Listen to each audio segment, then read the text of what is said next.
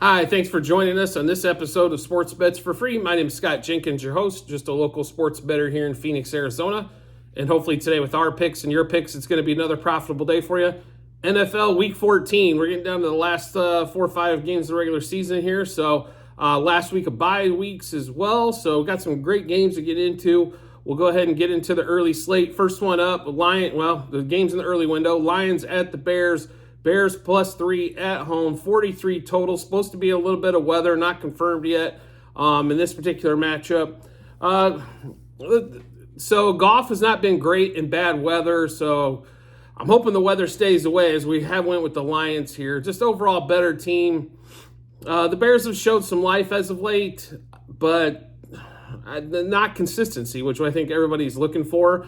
On that one, Lions can run the ball, they can throw the ball. If they can stay away from the turnovers here, I think they should have a cover and have it pretty much in the bag. But if that weather does come in, then expect a lot of weird things to happen, I think, in that particular matchup. But we will go ahead and give you those Lions plays. So in that Lions-Bears game, Lions -0.5 first quarter, Lions -2.5 first half, Lions -3 for the game.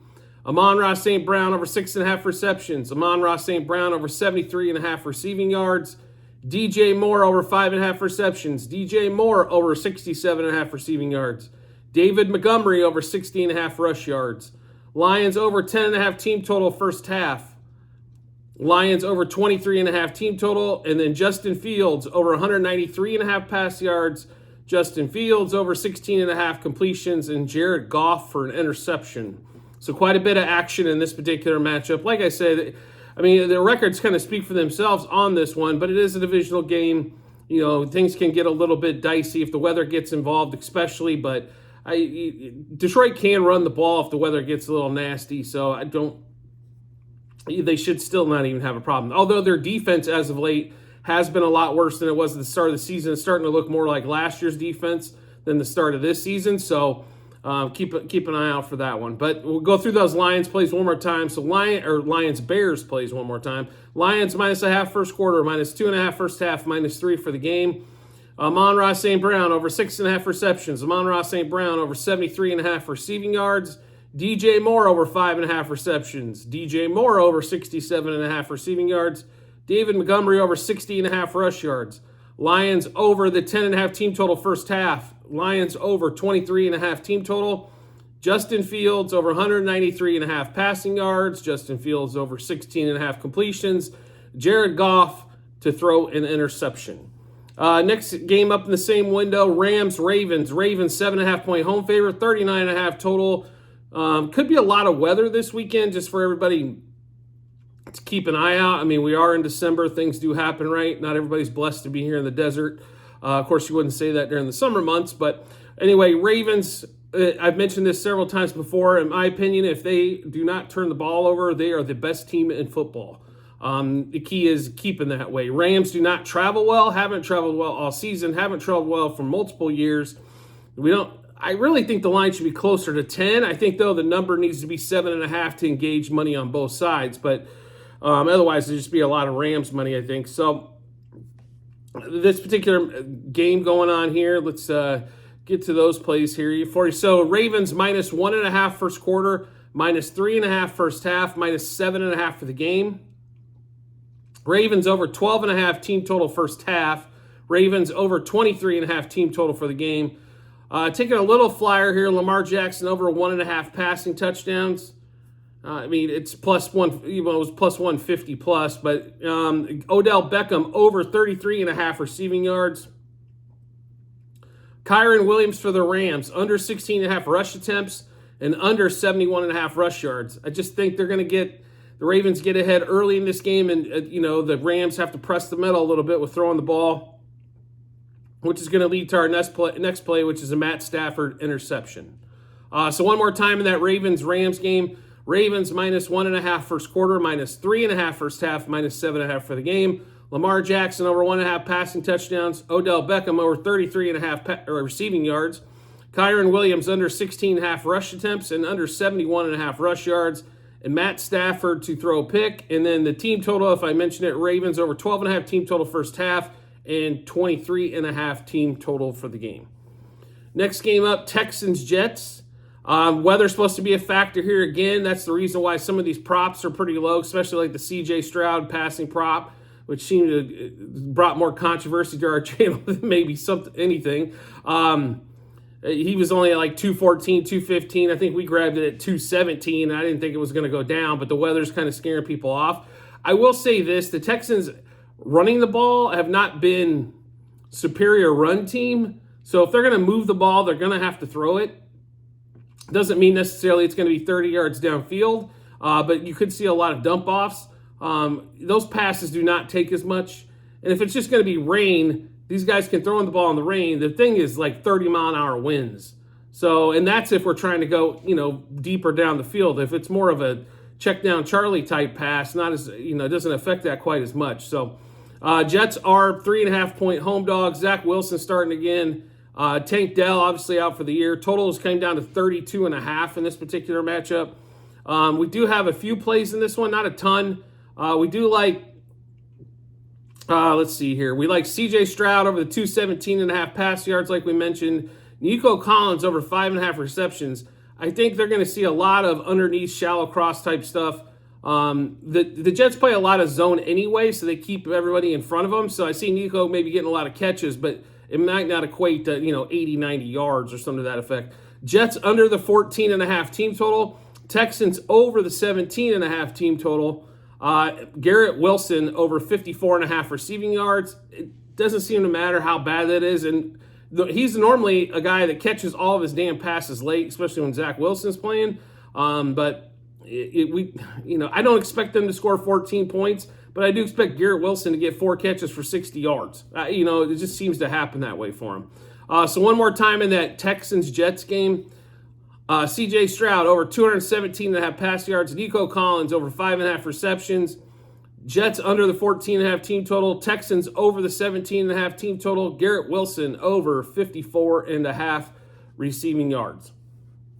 Next game up in that early slate, Colts-Bengals. In Cincinnati. Cincinnati, 2-point home favorite, 44 total. I know this is situational for me. Jake Browning and the Bengals coming off that Jacksonville win, all of a sudden there's like faith restored. Jake Browning was a backup quarterback for a reason. Do not let one game fool you. The Colts are the better team here, and getting 2 on the road, I'm going to take it, that's one we're going to take all day, except we're going to take money line. So Colts money line first quarter, Colts money line first half, and Colts money line for the game. Michael Pittman, who's been probably one of the most consistent receivers in the NFL this season, over 6.5 receptions and over 73.5 receiving yards. Gardner Minshew, over 226.5 passing yards. Colts team over 9.5 team total first half and over 20.5 team total for the game. So one more time in that Colts-Bengals game, we're going to take Colts money line first quarter, first half, and the game. Michael Pittman over 6.5 receptions and over 73.5 receiving yards. Colts over the 9.5 team total first half and over 20.5 team total for the game. And Gardner Minshew over 226.5 pass yards. Next game up, Panthers-Saints. Not a lot to love here as it is Panthers-Saints, but we do have a couple of plays in this one. First of all, the Panthers are obviously the worst team in the league right now. And in my opinion, the Saints are just headed completely downhill. I think everybody finally got a taste of what Derek Carr actually is. So we're going back to the Derek Carr under 1.5 passing touchdowns. Jonathan Mingo over 3.5 receptions and over 36.5 receiving yards. He's got a huge target share the last few weeks as Bryce has seemed to dial him in. So in that Saints-Panthers game, Derek Carr under 1.5 passing touchdowns. Jonathan Mingo over 3.5 receptions and over 36.5 receiving yards are the plays we have in that one. Next game up is going to be Bucks-Falcons. Falcons 2-point home favorite, 41, division battle. If Falcons win here, they got a pretty good shot at winning this division. Desmond Ridder doesn't get me excited or anybody else unless you're betting to bet against him. But we do have a few plays in this game, mainly the owner and then Desmond, or maybe a couple of the other player props here. But Bucks Falcons under 7.5 first quarter, under 20.5 first half, and under 41 for the game. Rachaad White over 23.5 receiving yards, and Desmond Ridder to throw an interception. So one more time in this Bucks-Falcons game, under 7.5 first quarter, under 20.5 first half, under 41 for the game. Desmond Ridder pick, and also Rachaad White over 23.5 receiving yards. Last game of the early window, Jags, Browns. Browns finally get back at home, 3-point home favorite. Joe Flacco.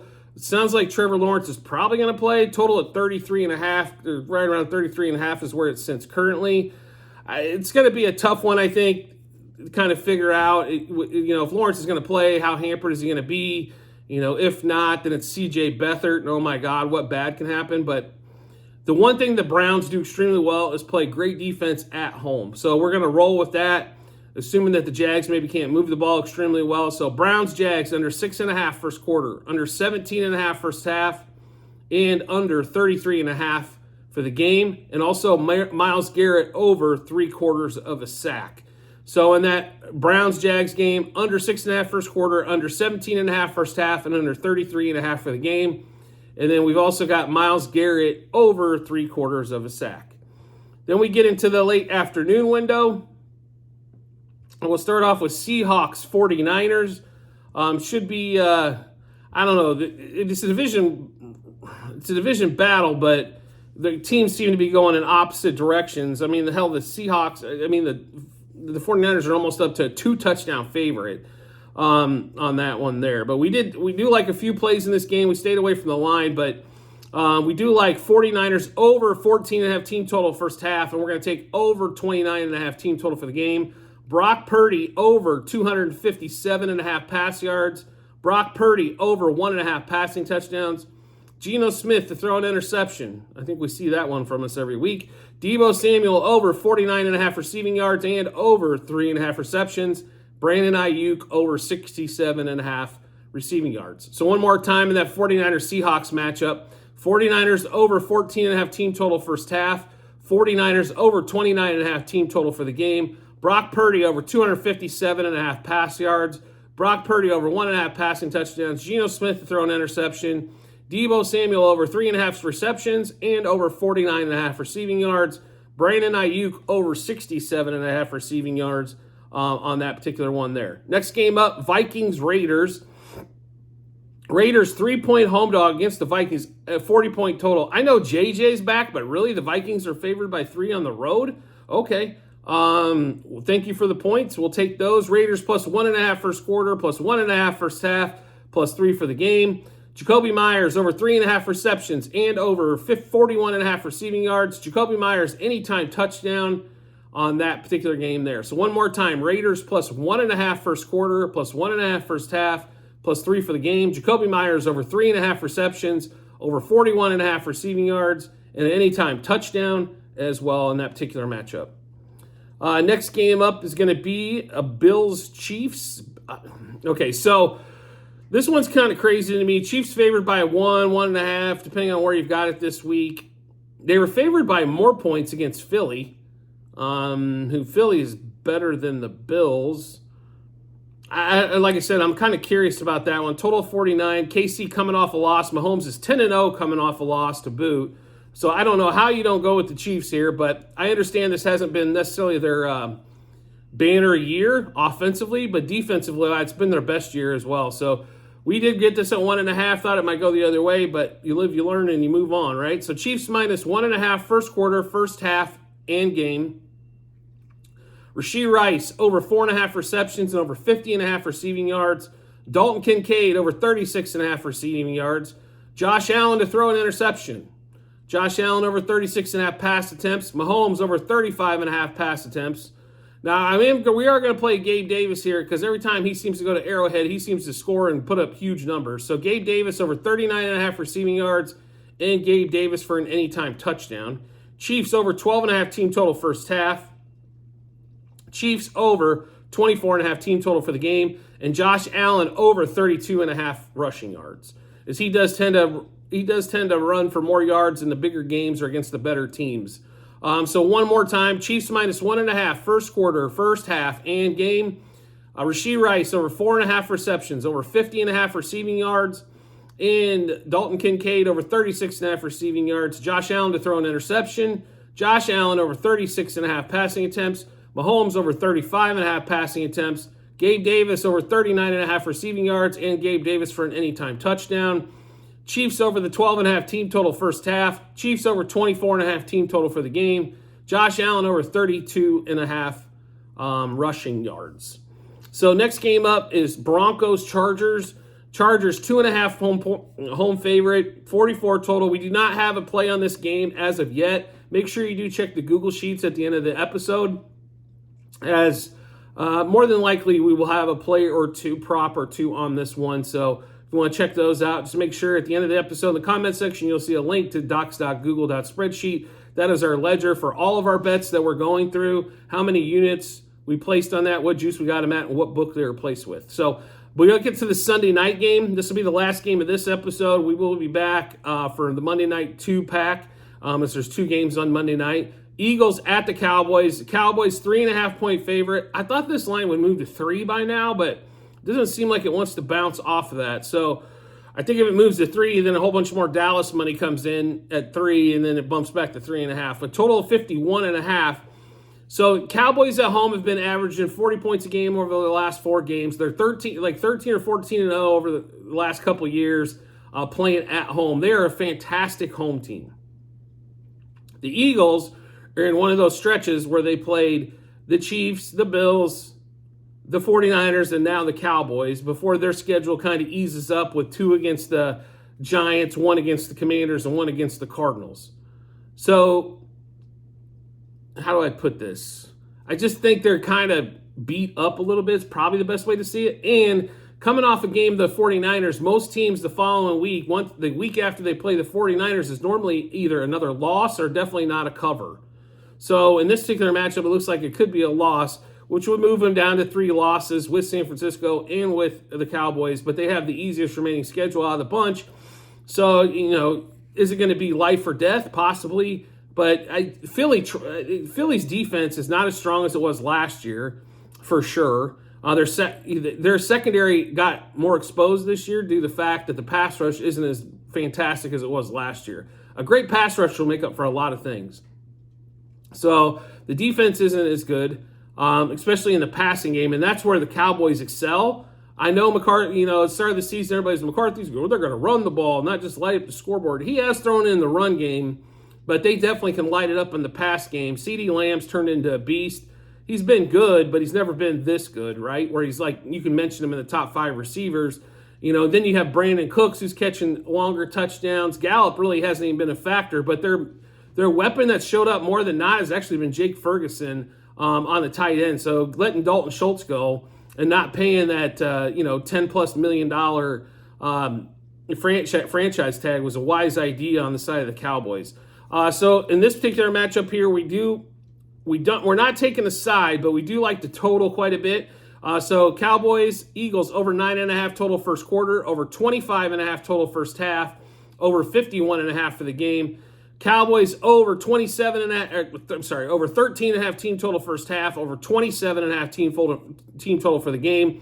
Then Jake Ferguson over 4.5 receptions plus money, over 43.5 receiving yards, and an anytime touchdown.